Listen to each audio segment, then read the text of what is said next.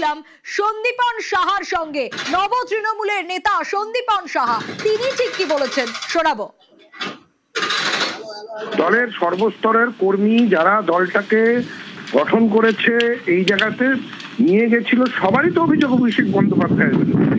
তিনি কর্পোরেট হাউসের মালিক হিসেবে দলটাকে চালাবার চেষ্টা করেছে, এটা তো স্বাভাবিক যে তার বিরুদ্ধে ক্ষোভ হবেই মানুষের।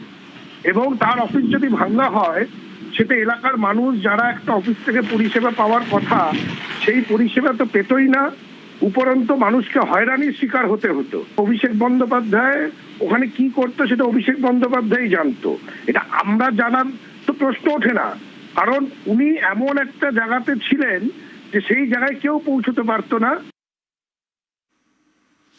ক্ষোভ, আর সেই ক্ষোভের কারণ অভিষেক বন্দ্যোপাধ্যায়, এবং সে কারণেই বোধহয় আজ তৃণমূল একেবারে ভাগ হয়ে গেল। নব তৃণমূলে ম্যাক্সিমাম মানুষ চলে যাচ্ছেন, ম্যাক্সিমাম নেতারা চলে যাচ্ছেন তৃণমূলের, যারা একটা সময় মমতা বন্দ্যোপাধ্যায়ের ছায়া সঙ্গী ছিলেন, এবং যারাই সাথ ছাড়ছেন তারাই অভিযোগের আঙুল কার দিকে তুলছেন?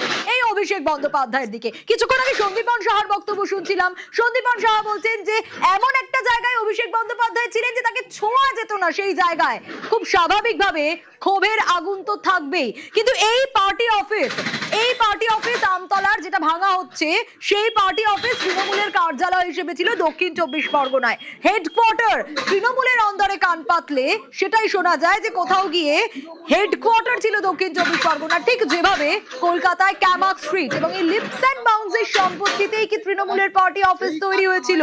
নানা প্রশ্ন ঘুরপাক খাচ্ছে। লাইভ যে ছবি আপনাদের দেখাচ্ছি, এবার একের পর এক কার্নিশের পর ভাঙা শুরু হয়েছে দেওয়ালও।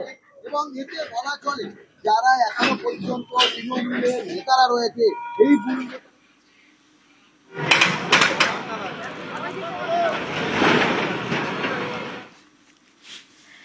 এই খবরে নজর থাকবে। তবে এরই পাশাপাশি যে খবরে নজর রাখবো, চলতি অর্থবর্ষের প্রথম কোয়ার্টারের ফলাফল বেরিয়েছে। প্রত্যাশার থেকে ভালো ফল করেছে রিলায়েন্স ইন্ডাস্ট্রিজ।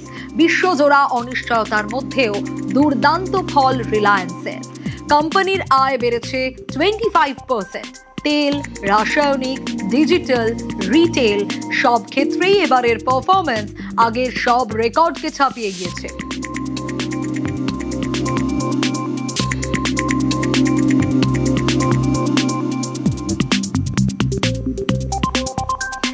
এই কোয়ার্টারে ট্যাক্স দেওয়ার মুনাফার অঙ্ক ছিল প্রায় 54,000 কোটি টাকা, যা এখনো পর্যন্ত রেকর্ড।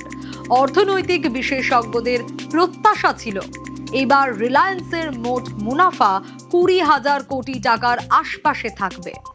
বাজারের প্রত্যাশাকে ছাপিয়ে গেল রিলায়েন্স ইন্ডাস্ট্রিজ।